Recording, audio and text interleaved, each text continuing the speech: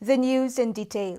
The Union Minister for Jal Shakti, Gajendra Singh Shekhawat, today paid a visit to Ribhoi district to review the implementation of various schemes and indicators that was implemented in Ribhoi district. The minister attended the interaction program at District Library, Nongpo, to interact with the village community facilitators from various villages on the implementation of Meghalaya community-led landscape management project, mainly for the conservation of our environment.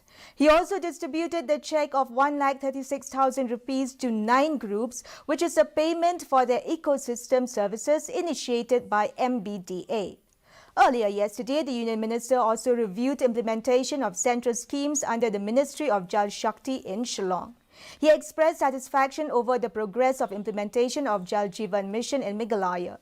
Calling the approach of the state as holistic, the Union Minister said, so far the JJM coverage in the state is 41.5%. We used to think, plan and progress in different aspects of water.